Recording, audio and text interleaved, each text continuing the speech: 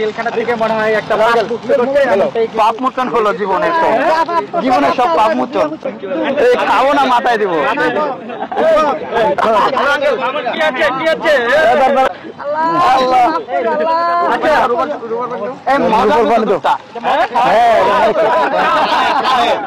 বলতে টিকটক থেকে আমি কখনো কোনো ক্লায়েন্টের নক আমি শুনিনি, কারণ আমি এত ব্যস্ততার মধ্যে থাকি।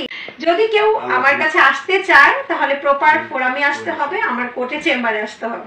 মামুন যদি লালার সাথে লিয়াজু করতো তা আমাদের এত কষ্ট হতো না, ভালোই হতো।